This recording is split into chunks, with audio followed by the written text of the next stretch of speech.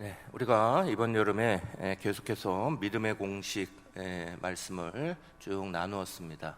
오늘 이제 마지막 믿음의 공식의 말씀을 같이 나누게 됩니다. 믿음의 공식 제일 첫 번째는 하나님 살아계십니다. 그래서 우리가 산자의 신앙으로 하나님 만나야 한다 말씀드렸어요. 두 번째로 하나님이 우리를 사랑하십니다. 그러니까 하나님의 사랑에 대해서 의심치 말고 하나님 나를 사랑하신다는 사실이 이렇게 우리의 믿음 가운데 흔들리지 마시기를 간절히 축원합니다. 또 하나님이 우리의 기도에 응답하십니다.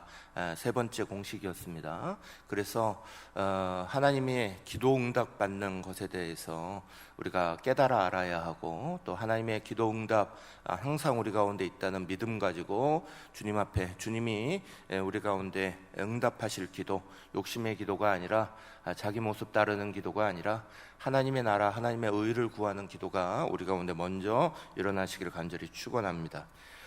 지난주에는 우리 하나님께서 우리와 동행하십니다. 세상 끝날까지 동행하십니다.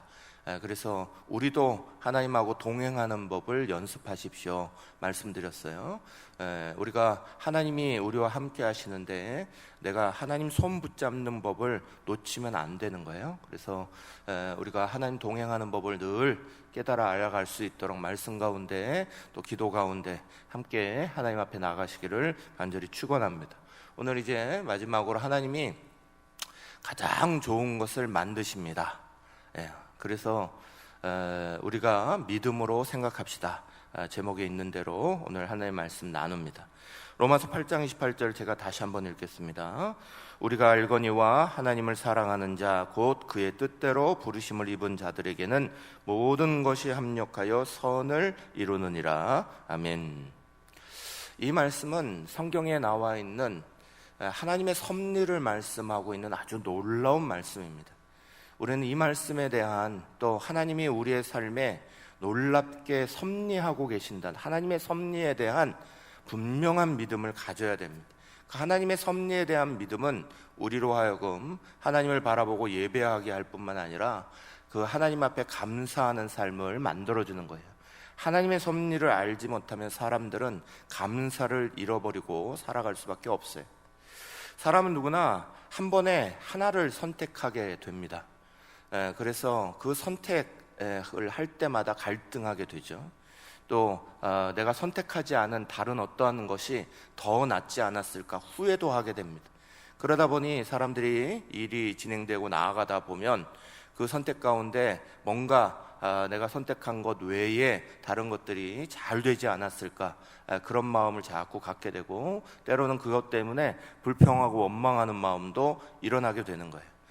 그런데 우리와 동행하시는 하나님은 우리의 체질을 너무나 잘 아시는 하나님이신 줄 먼저 믿으시기를 간절히 축원합니다. 동행하시는 하나님은 우리와 그 동행의 자리 가운데서 우리의 기질, 우리의 체질도 잘 아시고요. 그래서 우리가 어떤 선택, 어떤 방법으로 그것들을 만들고 나아갈지라도 그 속에서 하나님이 우리가 받을 수 있는 가장 멋지고 가장 좋은 것을 만들어 가시는 거예요. 그것을 우리는 하나님의 섭리라고 말하는 거예요.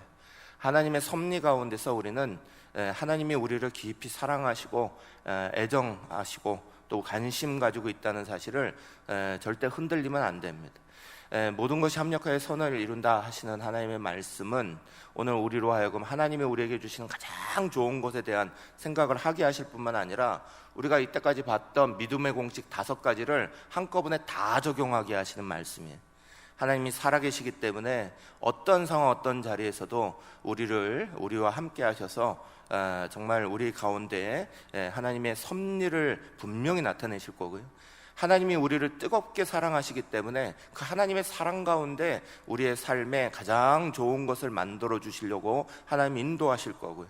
우리가 하나님 나라 의를 위하여 간절히 구하고 기도할 때에 그 기도에 응답하시는 하나님께서 우리의 삶에 섭리를 일으키시는 은혜를 베푸시는 거예요. 또 하나님께서 우리가 동행하시기 때문에 우리의 체질을 아시고 우리가 걸어가는 걸음걸음마다 이 모든 것들을 다 하나님의 섭리 가운데 가장 좋은 것으로 만들어 가신다. 사실은 하나님이 가장 좋은 곳으로 만들어 가신다 하시는 것이 우리 믿음의 공식의 완결판이고, 모든 것이 사실은 종합적으로 나타나는 그런 은혜이죠. 마태복음 10장 29절에 31절은 우리 가운데 이렇게 말씀합니다. 참새 2마리가 한 앗살의 연에 팔리지 않느냐? 그러나 너희 아버지께서 허락하지 아니하시면 그 하나도 땅에 떨어지지 아니하리라. 너희에게는 머리털까지 다 세신 바 되었나니 두려워하지 말라. 너희는 많은 참새보다 귀하니라. 아멘. 하나님은 우리의 체질을 잘 아시는 하나님이에요. 우리의 머리털까지 다 세시는 하나님이에요.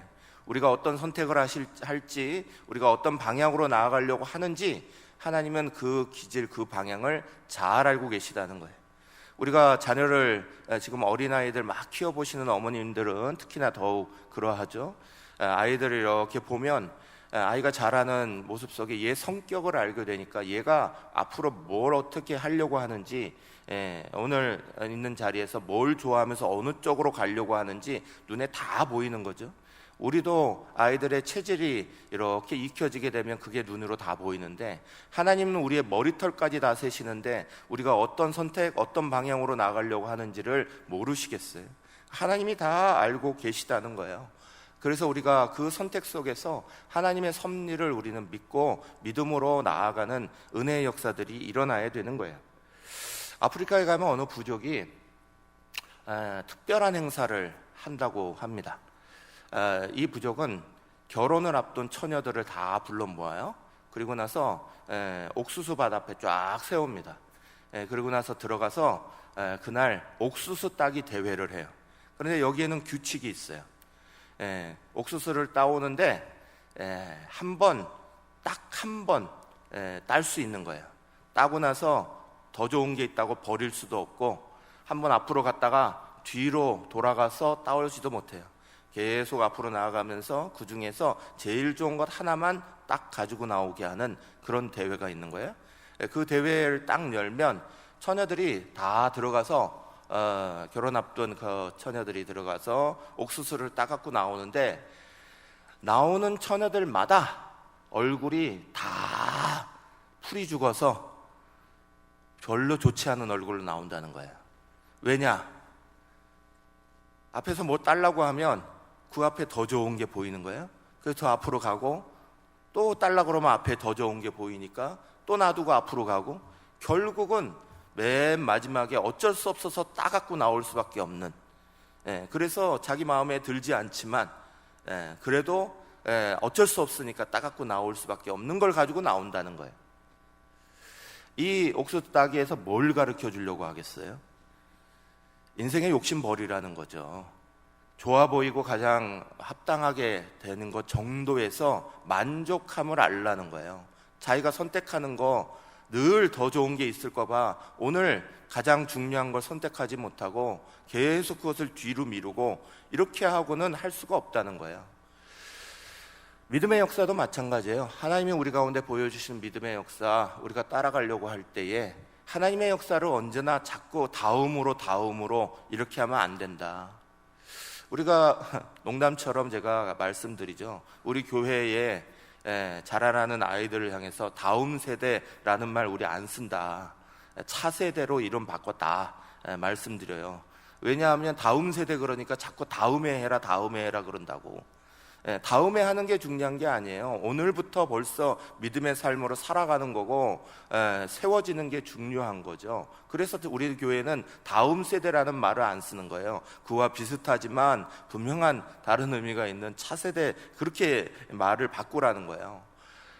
믿음의 삶을 살아가려고 할 때 믿음의 용어, 믿음의 생각, 믿음으로 받아들이는 것 하나하나가 우리의 신앙을 만들어가는 거예요. 그래서 그것이 중요한 거예요. 군대 가면 한여름에 훈련받으면요, 반드시 물하고 소금을 같이 가지고 나갑니다. 저도 여름 들어갈 때 군대 훈련소에 입소했었는데, 그때 딱 가니까 물 놔두고 옆에다가 소금을 놔둬요. 그래서 탈수 증상이 있으면 소금도 반드시 먹도록 그렇게 합니다. 그런데 훈련생 중에 아무도 소금을 한 움큼 가져가서 입에 넣는 사람을 본 적이 없어요. 왜냐하면 소금은 굉장히 몸에 중요한 거지만 소금을 잡고 한 움큼 입에 집어넣는 것은 고통이기 때문에 그런 거잖아요. 그러니까 물만 벌컥벌컥 마시려고 그러지, 소금은 강제로 탈수증 있는 사람을 중대장이 먹여야지만 먹이지 제대로 소금을 먹는 사람은 없어요. 우리의 가운데 그것이 중요한 거 알아요. 그럼에도 불구하고 그게 고통스럽다는 것도 알아요. 그러니 사람들은 가만히 두면 고통스러운 거를 붙잡으려고 하지 않아요. 그런데 고통스러운 거를 붙잡으려고 하지 않으면 우리의 삶에는 좋은 것만 일어나느냐? 그렇지 않아요. 몸에 소금기 다 빠져나가면 결국 탈수 증상밖에 일어나지 않아요. 저는 국을 참 좋아합니다. 특별히 콩나물국 같은 거 되게 좋아해요. 근데 콩나물국 이렇게 먹으면 거기에 콩나물만 삶아서 맛이 나나요? 절대 그렇지 않죠. 소금도 넣어야 되고 마늘도 넣어야 되고 거기에 백미는 고춧가루를 넣어야 힘들고 어려울 때 땀이 쫙 나면서 몸이 샥 풀리는 느낌이 나는 거잖아요. 거기에 넣기 싫다고 매운 고춧가루, 고춧가루는 매우니까 빼, 마늘은 알싸한 맛이 나니까 그걸 빼, 소금은 짠맛만 가득 나니까 빼. 그렇게 할 수 없어요. 반대로 또 하나만 왕창 집어넣을 수도 없어요. 그 하나 왕창 집어넣었다고 맛나는 것도 아니니까. 사랑하는 여러분, 하나님이 우리의 삶을 만지시고 건드리실 때 매운맛도 집어넣으시고 짠맛도 넣으시고 때로는 알싸한 맛도 넣으시는 거야. 그걸 선택하는 우리가 가만히 생각하면서 내가 원하는 대로만 받으려고 하면 군대에 있는 아이들처럼 소금이 필요함에도 소금 받아들이려 하지 않을 거예요. 하나님은 우리의 여러 가지 것들을 다 우리의 삶에 집어넣으십니다. 그러나 요리사이신 하나님은 그거보다 더 큰 하나님의 역사를 만들어갈 줄 아시는 거예요. 백종원이라는 분이 요즘에 마치 요리의 대가처럼 많이 나오잖아요. 그래서 백종원 관련되는 TV 프로그램들, 요리 프로그램들이 대단히 많이 나옵니다. 어떤 프로그램 하나를 봤어요. 요리를 잘하는 백종원 씨와 요리 초보자인 출연자 몇 명이 같이 따라갔어요. 가가지고 그 동네 가가지고 그 동네 사람들을 막 다 만들어주는, 음식을 만들어주는 그런 프로그램이에요. 소원 들어주는 프로그램. 근데 음식을 딱 만들러 갔는데 어느 날 보니까 옆에 가신 분이 이걸 태웠어요. 뭘 고기를 막 굽고 있었나 봐요. 그런데 그게 많이 탔어요. 근데 요리 잘하는 백종원 씨가 그걸 딱 보고는 지금 시간도 없고 요리 재료도 더 구할 수도 없고 막 그러니까 그걸 그 탄 맛을 숯불 향으로 바꿔버리더만요.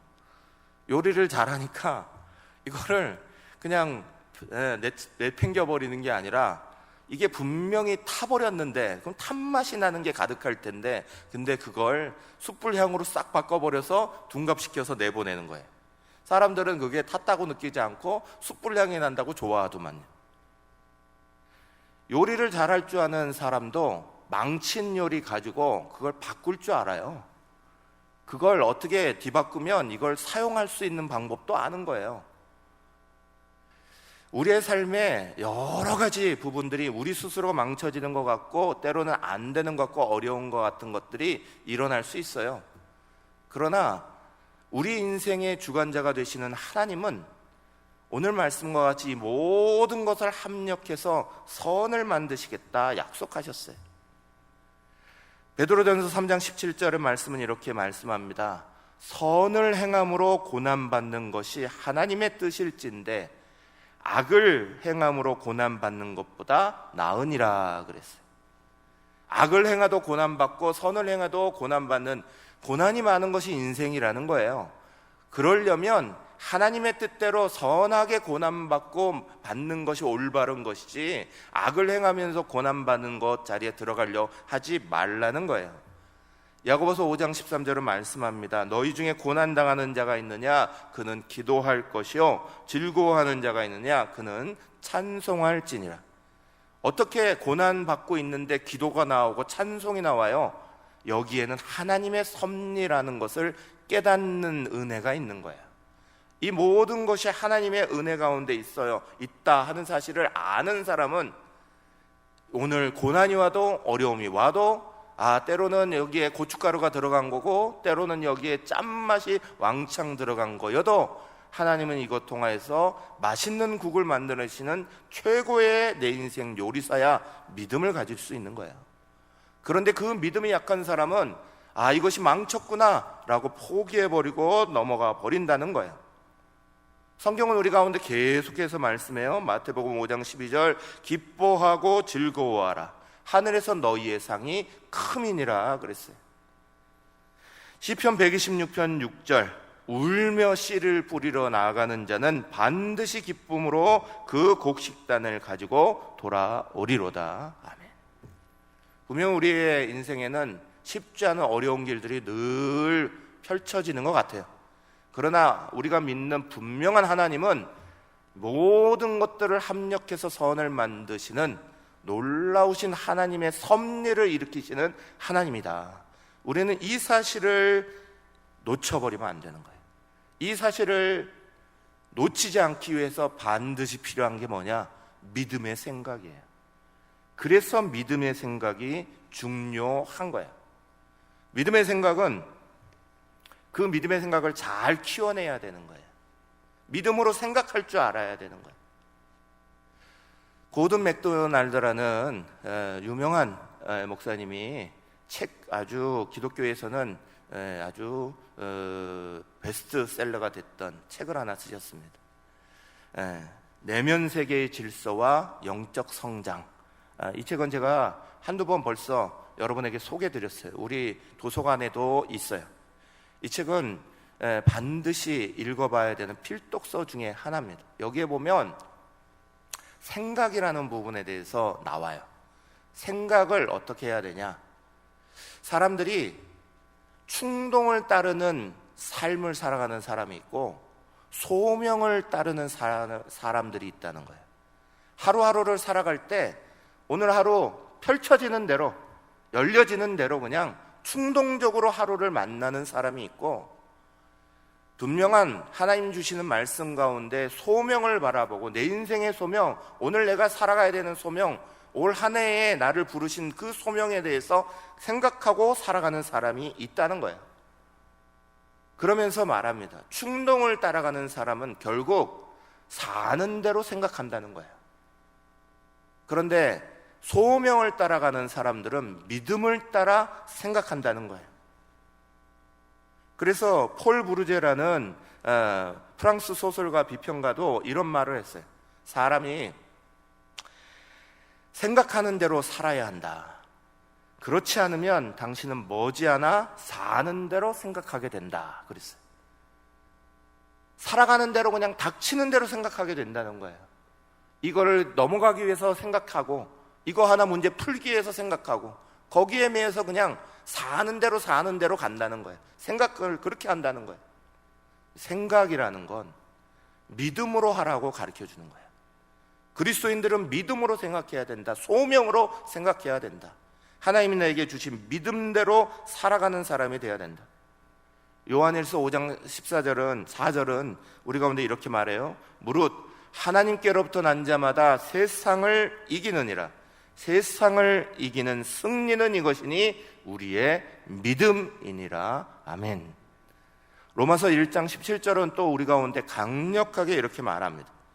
복음에는 하나님의 의가 나타나서 믿음으로 믿음에 이르게 하나니 기록된 바 의인은 믿음으로 말미암아 살리라 함과 같으니라. 아멘. 성도는 믿음으로 생각하고 살아야 되는 거예요. 사는 대로 생각하며 가는 게 아니에요. 날마다 주어진 거 그냥 하루 오늘 주셨으니 그냥 아무 생각 없이 하루를 시작하고 아무 생각 없이 일주일을 살고 한 달을 살고 아무 생각 없이 1년을 살며 인생을 그냥 마치는 게 아니에요. 성도는 우리에게 주신 소명을 따라 믿음으로 생각하고 살아가는 거예요. 그래서 오직 의인은 믿음으로 말미암아 살리라 하신 거예요. 사랑하는 여러분, 저와 여러분 모두가 하나님의 섭리를 붙잡으려면 믿음으로 생각해야 합니다. 이 믿음이 얼마나 놀라운 역사를 일으켜 주시는지 가르쳐 주는 게 로마서 8장 28절 한 절의 말씀입니다. 여러분의 다시 한번 로마서 8장 28절 같이 읽겠습니다. 우리가 알거니와 하나님을 사랑하는 자 곧 그의 뜻대로 부르심을 입은 자들에게는 모든 것이 합력하여 선을 이루느니라. 아멘. 사랑하는 여러분, 하나님의 섭리라는 건 신비로운 거예요. 놀라운 거예요. 그 하나님의 섭리를요, 마치 구경꾼처럼 만들어버리는 사람들이 많아요. 사람들이 신기한 거하고 신비로운 거를 구별을 못하는 경우가 많아요. 신기한 거, 말대로 돌이 떡덩이가 되게 사단이 그렇게 예수님에게 말했어요. 돌이 떡덩이가 되게 해라. 돌이 떡덩이가 되게 하는 건 신기한 일이에요. 신비로운 일이 아닌 거예요. 그건 마술사 수준인 거예요. 마술사들을 구경하는 거예요. 우리의 삶에서 그냥 구경하면 되는 거예요. 마술을 보고 그 마술하는 사람을 경배하고 예배하는 거 보셨어요? 신기한 건 와 하면서 그냥 신기하다 박수 쳐주면 되는 거예요. 구경거리 만들면 되는 거예요. 그러나 신비한 건 다른 거예요. 사람이 변하는 것은 기적이에요. 그게 신비로운 거예요. 우리의 삶에 주어져 있는 놀라운 신비를 아는 사람들이 하나님이 이렇게 놀라우신 분이야를 아는 사람이 하나님을 경외하는 거고 하나님을 예배하는 거고, 그래서 하나님 앞에 감사하는 거예요. 일상 속에서요, 우리에게 주어진 사소한 것들이 신비로운 게 많아요. 하나님이 만드신 세상 얼마나 신비로운지 몰라요. 하늘의 별, 하늘의 달, 하늘에 있는 그것만 봐도 얼마나 신비로워요. 하나님이 어떻게 저 자리에 놓으셨지? 하나님이 어떻게 해가 뜨고 지게 만드시고, 하나님이 어떻게 우리의 삶을 조절하고 계시는 거예요. 물 수면 위에 싹 스쳐나가는 바람, 계곡을 따라 쑥 들어와주는 바람, 한더운 여름밤을 싹 바람으로 스쳐가는 그 바람이 얼마나 신비로운 거예요. 그 바람이 정말 어디서 와서 어디로 부는지도 모르지만 우리의 삶에 적셔주시는 그 바람 때문에 우리는 은혜를 받고 살아가는 거 아니에요? 아침에 딱 일어났을 때, 오늘 캠프하고 나시는 분들은 내일 아침에 아마 들으실 거예요. 새소리가 쫙 들리는 그 아침, 신비로운 거잖아요. 그 아침에 그 신선함과 함께 다가오는 그 느낌, 꽃들이 때를 따라서 피고 지고 하면서 그 고운 자태를 나타내는 것, 하나님 만드신 우리 사람들이 열심히 일해서 아버지가 자녀를 위해서 땀 흘려주는 그 땀방울이 신비로운 거고요. 어머니가 집안에서 아름답게 자애롭게 그 가정을 다 이끌어가는 그 역할을 만드는 게 신비로운 거고, 아이의 아름다운 미소가 신비로운 거예요. 일상에서 사소한 것, 그런 것들이 우리 가운데 신비로운 거예요. 하나님 우리에게 다 주신 거예요. 우리는 인생에서 신기한 걸 쫓아가면 구경꾼 되는 거예요. 그러나 신비로운 하나님의 그 놀라운 섭리의 신비로움을 발견하고 살면 예배자가 되는 거예요. 감사자가 되는 거라고요. 저는 예전에 국민학교 때, 저 때는 국민학교, 요즘 초등학교, 그때 한 5, 6학년 때쯤에 숙제를 하나 받았어요. 옛날에는 빨래비누가 이만큼 컸어요. 빨래비누가 요즘엔 다 세제지만 빨래비누 이만한 거 여기 계신 분은 다 아시죠? 빨래비누 이렇게 학교에서 나눠주고요, 학교 선생님이 그거를 집에 가서 조각을 해오래요. 사람 얼굴을 조각을 해오라는 거예요. 그런데 5, 6학년 정도 되는 학생한테는 그게 무리였으니까 부모님 손을 빌려서 같이 만들어 오라고 숙제가 나왔어요. 집에 와서 엄마에게 부탁을 했더니 엄마가 펄쩍 뛰시는 거예요. 나는 미술 못한다 그러시면서 펄쩍 뛰었어요. 그래서 이걸 어떻게 하냐 그러고 있는데, 저희 아버지는 되게 무뚝뚝하시거든요. 저희 아버지는 되게 엄하셨어요. 저희 아버지는 되게 바쁘셔갖고 새벽 5시에 매일 출근을 하시면 밤 11시, 12시 그때까지 안 들어오셨기 때문에 늘 그랬는데, 그날은 아버지가 갑자기 내가 도와줄게 그러신 거예요. 그래서 신나가지고 아버지한테 맡겼어요. 아버지가 이거를 이 빨래 비누에다가 흉상을 이렇게 사람 얼굴을 새겨올 때 생각하기는 여기에 평면적으로 이렇게 생각을 한 거예요. 평면에다가 이렇게 조각을 하겠지. 근데 갑자기 아버지가 조각칼을 가지시면서 위에서부터 푹푹 푸시는 거예요. 그러니까 양쪽이 다 무너지잖아요. 그러니까 이게 모양이 무너지니까 저 생각에는 어떡하시냐고, 이렇게 하면 큰일 난다고 아버지한테 막 뭐라고 했어요. 근데 아버지는 기다려봐 그러더니 막 파시는 거예요. 뭐 기다려도 모양이 안 나와요. 그냥 점점 안으로 깎아 만들어가지고 이렇게 나와요. 1시간, 2시간 지나가는데도 이게 도대체 뭘 만드는지 이해를 못 하겠는 거예요. 화가 나고 잤어요. 망쳤다고. 이게 이런 거 만드시고 있다고 막 도와주려면 제대로 도와주시고, 입이 나발이 이만큼 나와가지고 잤어요. 다음날 아침에 딱 일어나니까 아버지가 주시는데, 아버지가 밤 늦게까지 만드셨나 봐요. 흉상이 하나 딱 만들어져 있는 거예요. 그 얼굴을 가만히 들여보니까 제 얼굴이에요. 제 얼굴을 아주 또렷하게 그걸 그냥 평면적으로 만드신 게 아니라 입체적으로 딱 만드셔갖고 어깨까지 이렇게 쫙 있는 제 모습을 딱 만들어 놓으신 거예요. 깜짝 놀랐죠. 선생님한테 칭찬받는 건 고사하고 그건 당연하고, 그거 보면서 야, 아버지가 이러면서 그 비누 속에 아들의 얼굴을 보신 거잖아요. 미켈란젤로까지는 아니어도, 미켈란젤로는 대리석 서 있는 걸 보면서 다비드가 저기에서 나온다 그렇게 말을 했다는데, 우리 아버지는 그걸 보면서 안에 있는 걸 다 본 거예요. 근데 저는 1시간, 2시간 옆에 있으면서 같이 이걸 만들어 볼 때는 짜증났거든요.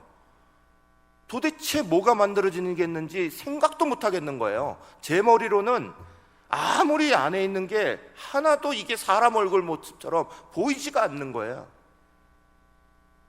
사랑하는 여러분, 하나님의 우리의 인생의 섭리자십니다. 하나님의 우리의 인생을 만들어 가실 때 사람은 하나님의 그 놀라운 섭리를 다 이해할 수 없어요. 그래서 우리는 혼자 계속 하나님 앞에 짜증내는 어린아이와 같은 거예요. 왜 이렇게 하시느냐고, 왜 이렇게 만드시느냐. 그런데 우리가 절대 잊어버리면 안 되는 게 있어요. 아버지가 아들을 사랑해서 그 빨래비누 속에 아들의 얼굴을 봤듯이 로마서 8장 32절은 분명히 말씀하세요.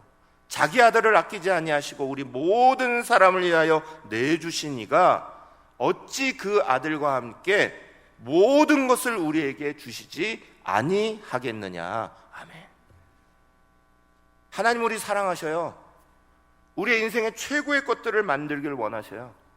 그래서 오늘 로마서 8장 28절은 놀라운 말씀인 거예요. 우리가 알거니와 하나님을 사랑하는 자 곧 그 뜻대로 부르심을 입은 자들에게는 모든 것이 합력하여 선을 이루느니라. 아멘.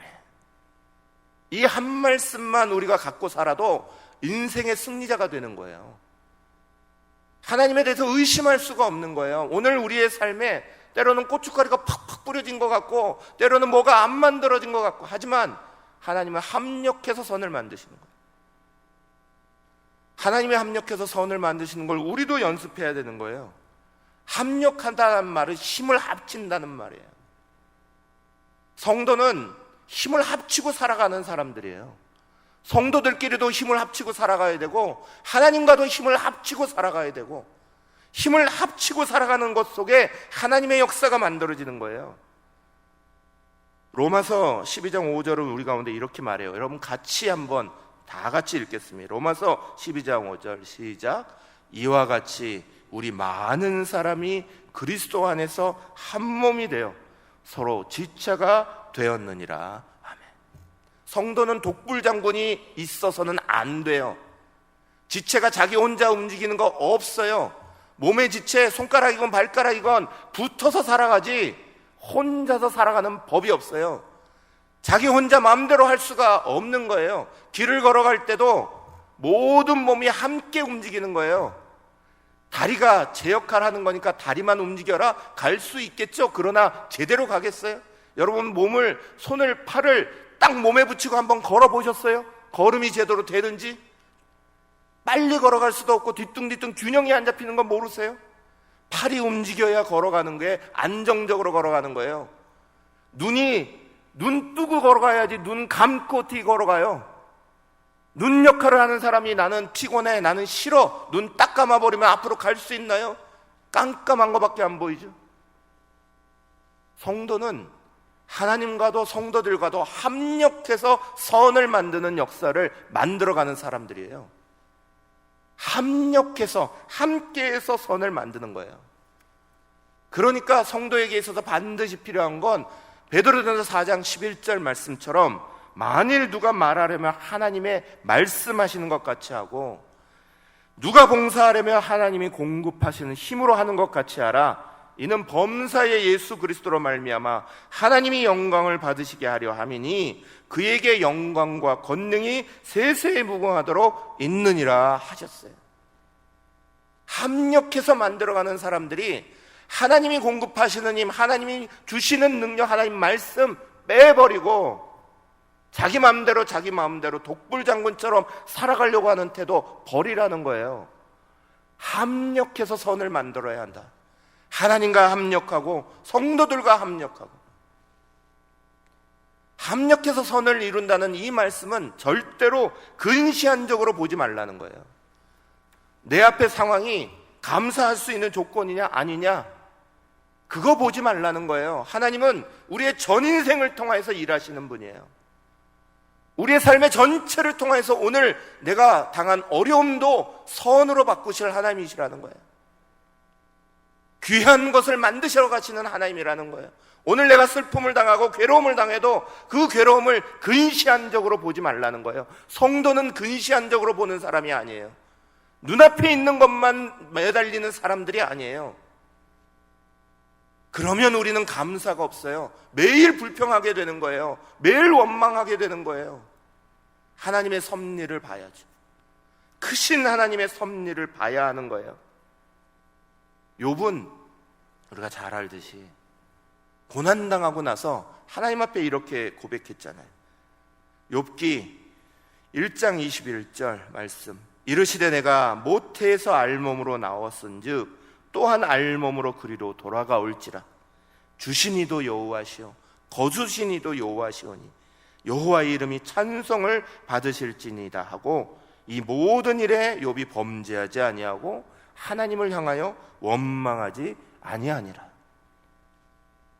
충분히 원망할 조건이 됐어요. 자식들이 죽었고 자기의 모든 재산이 무너졌고 자기 건강조차도 잃었어요. 근데 주신 이도 여호와시오 거두가실 분도 여호와시다. 하나님의 합력해서 선을 이루시는 역사가 내 삶에 있다. 그걸 바라보는 거죠. 사랑하는 여러분, 선을 이룬다라는 말은 헬라어로 아가도스라는 말이에요. 저는 이 말을 참 좋아해요. 아가도스. 이 말은 굿이라는 말이에요. 좋은 것 이 말이에요. 하나님이 이 모든 것으로 가장 좋은 것, 굿 만드시겠다는 것. 엄지척.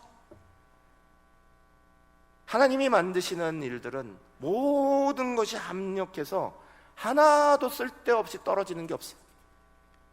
우리는 그걸 믿는 거예요. 그걸 의지하는 거예요.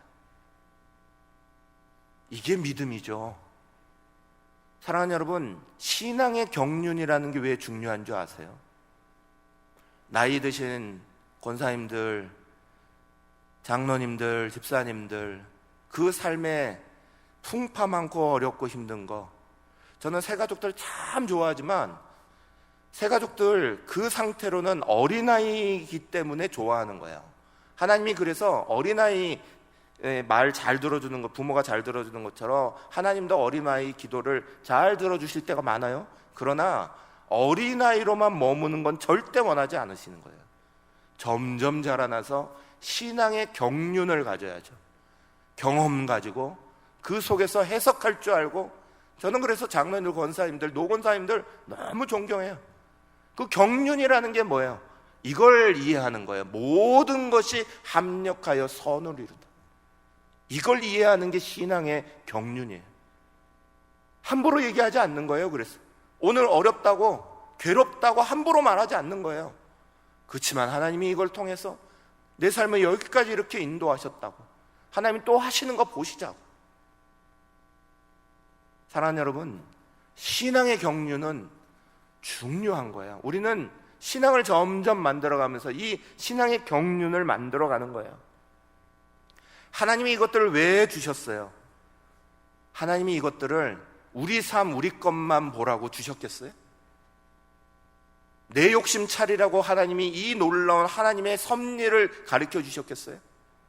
아니겠죠. 오히려 우리로 하여금 세상에 기적 없는 삶을 버리라는 거예요. 하나님 없는 삶을 버리라는 거예요. 믿음 없는 삶, 기적 없는 삶은 세상 것만 추구하게 돼요. 그러니까 하나님이 함께 하시는 삶을 찾아야죠. 마태복음 6장 19절에서 21절 말씀 이렇게 말하죠. 너희를 위하여 보물을 땅에 쌓아두지 말라. 거기는 좀과 동록이 해하며 도둑이 구멍을 뚫고 도둑질하느니라. 오직 너희를 위하여 보물을 하늘에 쌓아두라. 거기는 좀이나 동록이 해하지 못하며 도둑이 구멍을 뚫지도 못하고 도둑질도 못하느니라. 내 보물이 있는 그곳에 내 마음도 있느니라. 아멘. 세상 것 추구하고 쫓아가지 말라는 거예요. 세상에 있는 것들은 있다가도 도둑질 받고 없어진다는 거예요. 사라진다는 거예요. 거기에 초점을 두면 안 된다는 거예요. 우리의 욕심 때문에 하나님의 섭리를 구하는 게 아니에요. 하나님의 나라, 하나님의 의, 이게 복음이에요. 복음이 뭐냐라고 말할 때 분명하게 말할 수 있는 건 하나님 나라, 하나님의 의, 하나님의 뜻이에요. 그래서 마태복음 6장 31절 33절 이렇게 말해요. 그러므로 염려하여 이르기를 무엇을 먹을까, 무엇을 마실까, 무엇을 입을까 하지 말라. 이는 다 이방인들이 구하는 것이라. 너희 하늘 아버지께서는 이 모든 것이 너희에게 있어야 할 줄을 아시느니라. 함께 읽겠습니다. 그런즉 너희는 먼저 그의 나라와 그의 의를 구하라. 그리하면 이 모든 것을 너희에게 더하시리라. 아멘. 하나님의 섭리를 믿는 사람은 오늘 내 삶을 자기 마음대로 자기 욕심을 따라 살아갈 필요가 없다는 거예요. 하나님의 섭리를 믿기에 하나님의 나라, 하나님의 의를 위해서 살아가면 이 모든 것들을 너희에게 다 채우시겠다 약속하신 하나님의 약속도 있다는 거예요. 자기를 위해 쓰는 게 아니에요. 하나님 나라, 하나님의 의를 위해 쓰는 거예요. 독일이 분단돼서 동독, 서독으로 나눠졌을 때 이제 곧 베를린 장벽이 이걸 막는다고, 동독과 서독을 막는다는 소문이 나기 시작했을 때 수많은 동독 사람이 서독으로 이주하기 시작했어요. 그때 이주한 사람이 270만 명이라는 통계가 있어요. 이게 막히면 동독에서 우리는 힘들다 생각한 사람들이 서독으로 수없이 넘어갔어요. 근데 그때 한 목사님 가족이 호스트르 카스너라는 목사님 가족이 동독으로 이주해 들어갑니다. 그것도 함부르크에서 잘 살고 있던 분들이 저 동독에 수많은 사람들이 나오면서 이제는 저기에 목사가 없다, 공산권 되기 때문에 목사들조차 다 나오고 있다는 얘기를 듣고 목사가 없는 그곳에 영혼을 돌보러 들어가겠다고 거꾸로 들어가신 분이 있어요. 그때 그 함부르크에 살 때 갓 태어난 6주밖에 안 된 아이가 있었어요. 그 딸아이를 데리고 거꾸로 그 땅으로 들어갑니다. 공산주의자가 되려는 게 아니에요. 목회자로서, 목사로서 돌봐야 되는 사람들이 있는데 여기에는 서독에는 수많은 목사들이 나오니까 이제는 넘칠 것이고 저기에는 없다. 그것 때문에 들어갔어요. 수년이 지나서 그때 데리고 들어갔던 그 딸이 독일을 움직인 사람이 돼요. 그게 여러분들나 저나 잘 아는 앙겔라 메르켈 총리예요. 그 아버지, 하나님 나라와 그의 의를 구하기 위하여 딴 사람들은 다 서독으로 나오는데 역행해서 하나님 나라와 의를 향하여 동독으로 들어갔던 그 딸, 그곳에서 자라고 그곳에서 아버지로부터 신앙교육 받고 그가 만든 기독당이 독일을 2005년부터 2021년 동안 무려 16년 동안이나 재임하면서 통치해요.